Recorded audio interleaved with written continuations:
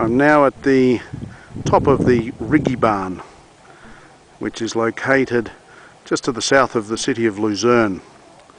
So Mount Rigi is particularly famous from a historical perspective because it was in this area that the Confederation of Helvetia was signed. We have come up here today on this absolutely spectacular day, pretty well perfect weather, with this magnificent panorama of the Swiss Alps.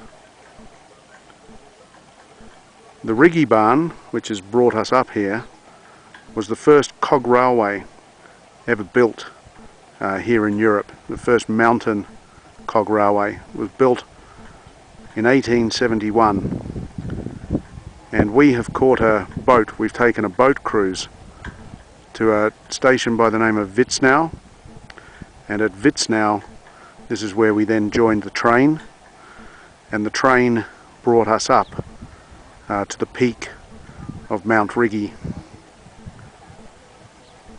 So where I'm looking at the moment is directly out towards Mount Titlis. So it's a little bit hard to make out, but pretty well the center of the screen. We'll try to zoom in a little bit more. That's about as far as we can go. But this is Mount Titlis at a height of some 10,000 feet. We're currently at around 6,000 feet above sea level. So continuing to look around, you can see the lake in the foreground. This is the lake of Vierwaldstättensee, and then you can see the various flags of Mount Rigi and also the Swiss flag.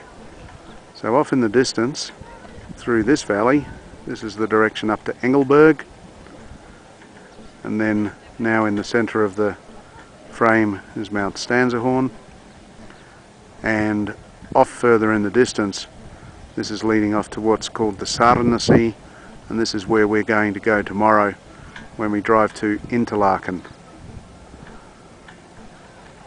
So if you are coming up here to Mount Rigi, there is also a restaurant facility here in the Rigi Kulm Hotel. You can see the Swiss very proudly flying their flag, and the journey from Witznau to the top of Mount Rigi will take you about 30 minutes on the train, and we took a 1-hour cruise from Lake Luzern.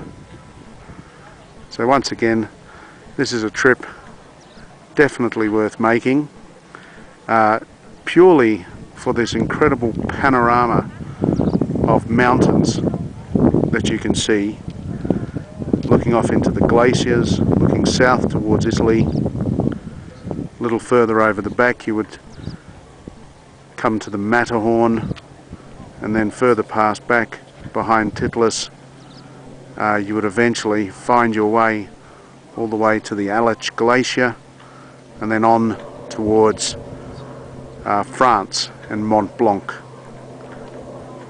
So like we said, you couldn't have painted a better day than today, but regardless of the weather, it is a fantastic journey on the train, and just definitely a great Swiss experience. So we're here with a Trafalgar tour at the moment, the Grand Alpine tour, and tomorrow we'll be departing to make our way to Interlaken.